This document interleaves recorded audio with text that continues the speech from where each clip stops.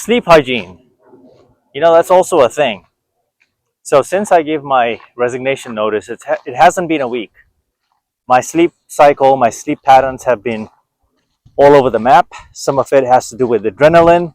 Some of it has to do with oversleeping, maybe, or maybe sleeping just way too late as I'm giving this YouTube venture and starting my own business, content creation. In many ways, this is a path least traveled, right? Not everyone wakes up one day and says, I'm going to quit my job. Although I will say I'm seeing more of it the more I enter this space. And so as you do that, your stress increases, your cortisol level increases because, it's not a guaranteed paycheck. So you really have to make that decision on the lifestyle. What life do you want to continue living? You can either work for someone or a corporation, right, I suppose, and be safe, well sound, but also endure with the stress. There's guaranteed paychecks versus not. And then you can put in the same type of hours and you're going to sacrifice a little bit of pay, but you got to have that core belief that it will work out somehow, that somehow is your how and why. So I've been a little grumpy today. I've sort of given the mean mugs to my neighbors and passerbys, and just very unlike me. And the whole reason behind that is that I just haven't been sleeping well. The last couple of days, I went to sleep around 1 o'clock, 2 o'clock in the morning, just wide awake. The adrenaline, once you give you notice, you have that initial rush that, all this madness, the corporate life is, the stress, right, is behind you. But really, it's more of the uncertainty of what's ahead of you, and it's a fear of the unknown, which really is, I think, in my opinion, the path forward. Now, I don't know where I'm going to end up with this, but I know I have finally taken the plunge. And I live in Las Vegas, Nevada. And ever since I moved from California to this place, Las Vegas, I've had a hard time being present, although I've enjoyed a lot of, moments here that I've been able to break away.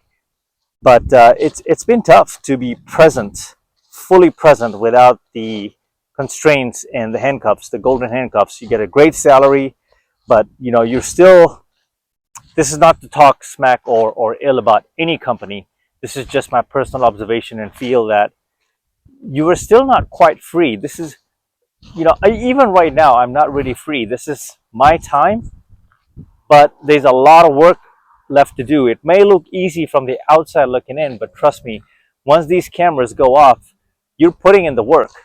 And with that, the stress that you endure is just a little bit different. And navigating around uncertainty requires a certain skill set.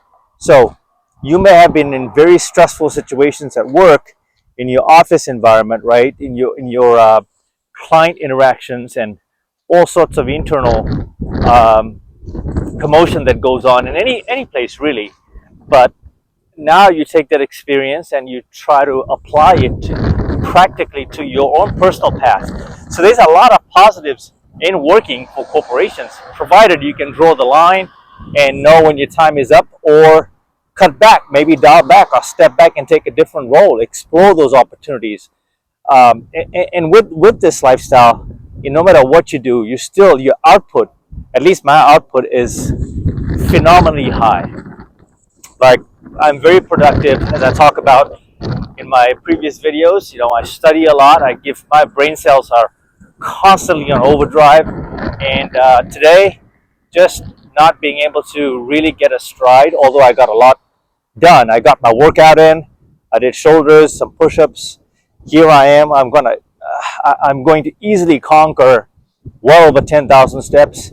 But there's this fatigue on my eyelids. I can feel it here.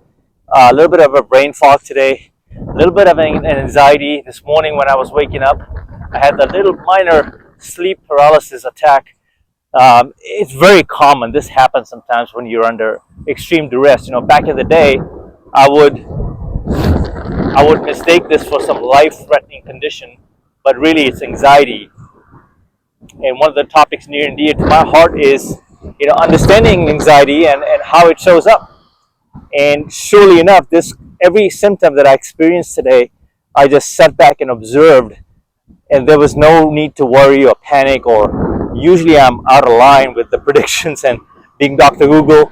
I've done a video actually talking about not Googling your symptoms, and I don't do any of that anymore, but instead I completely understand where this is all stemming from. So from the last 36 to 48 hours, I've been under immense stress, duress. That's what's triggering these sensations. So where I'm going with this video is that the importance of sleep hygiene and being good to yourself, your body, your mind, your spirit. That understanding that just as much as if you are dedicated and if you're putting in that work on a day-to-day basis, and those results will compound, the output will speak for itself. It almost always does. You have to take a step back but invest in your sleep hygiene. Like, I can't stress enough how important sleep is. Despite having sort of a rough kind of a day today, rough morning, as I'm out and about right now, the bugs. As I'm out and about right now, I'm already feeling the benefits of, you guessed it, walking, right? It just literally put me in a great mood. And when you are this productive, getting a lot of ish done, you will realize that you are actually indoors quite a bit. So you're not, I have a little dog, so I get her out. She actually ends up walking me. So that's an advantage, but there are many that actually do not even step foot outside of your home.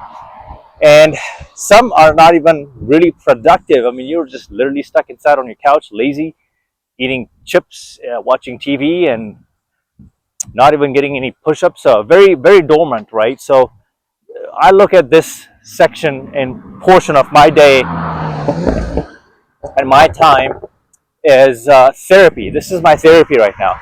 In my heart of hearts, I knew that as the minute I start walking, the blood circulation, the energy, the fog, I'm actually already feeling so much better. And the sun is not as hot right now.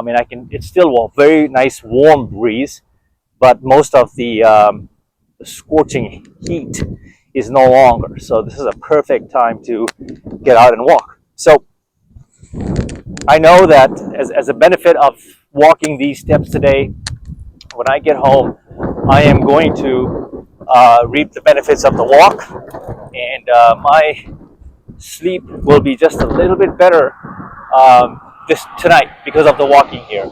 I've tapered up the anxiety, clearly recognizing why it's there. And if you don't sleep, you don't get your sleep in, you tend to make really bad choices with your food. Thankfully, I didn't reach in for junk food. I had the temptation to drive to a coffee place and get a cappuccino, Americano, and some donuts. So, as disciplined as I am, I'm also very human, and I'm practically sharing that with you. And I was this close to doing it to find a little bit of a dopamine hit. You see, so my fasting windows. I did clear 16 hours, which is okay for me. I typically am able to stretch out 18. Actually, no, I did 14 hours today, which is not good for my standards. Usually, when you sleep well, you don't want to, your body doesn't crave the junk food. Your body doesn't necessarily crave the sugar, right? Today I craved all of those things.